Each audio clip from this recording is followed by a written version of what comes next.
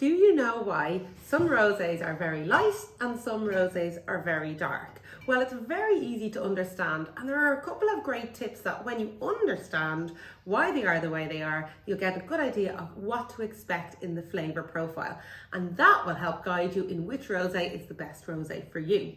So, rosé is actually made from red grapes.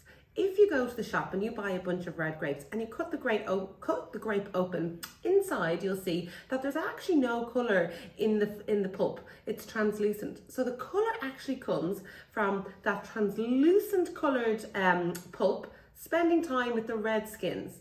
Some grapes have very thin skins, some grapes have very light skins, some grapes have very dark skins. For example, this is a Pinot Noir rosé, and you can see it is the lightest colour rosé that we have here. It is also a sparkling rosé. And when you think about Pinot Noir, if you've ever had one yourself, it is the lightest colour, one of the lightest colour wines you're ever going to drink. So it would make sense that it makes one of the lightest colour rosés.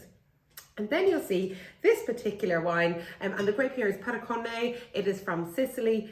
This is naturally a very dark skinned grape, a thick skinned red grape, similar to Cabernet Sauvignon. And if you think about Cabernet Sauvignon, it's one of the darkest red wines you're actually going to try. So what you get, so even if they spend the same amount of time, maybe 10 or 12 hours having skin contact, if the skin of the red grape is already very thin and very light, this is the maximum you're going to get out of it.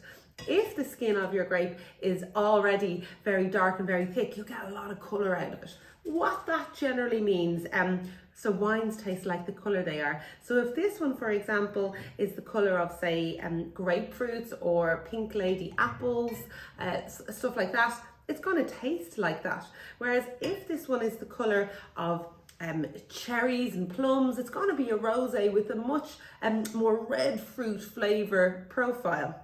Also, the darker the rosé, the more tannins it's going to have. Now, it's not going to have the same drying mouthfeel as an actual red wine, but it certainly is a bit drier in the mouth. So they tend to be able to take more robust flavours.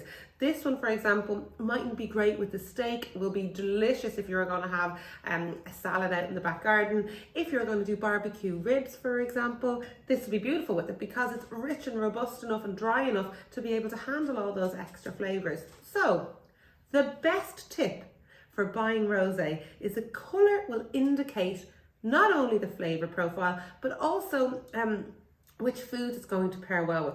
The lighter the rosé, the lighter the fruits it's going to taste like. So it mightn't even get to summer fruits. You're thinking grapefruits and pink lady apples here, so you're not necessarily thinking that's summer red berries.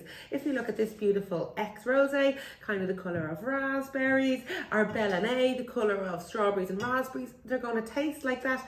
And the tannins kind of sitting in the middle. So they'll be able to take something, maybe some grilled chicken skewers. Again, we're thinking barbecue foods. So a quick overview. Why does my rosé taste the way it is, and how do I find what I'm looking for in the shop? The colour is the easiest indication. And just finally, the colour doesn't mean the sugar content.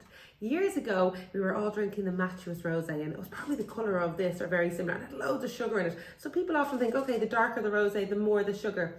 In fact, most rosés these days are made dry. There isn't really a market. People aren't looking for sweet rosé. So most rosés are dry. You'd be unlucky to get one that isn't. And the darker it is, the darker the fruit profile, and the bigger the mouthfeel. So the more rich foods it can pair with.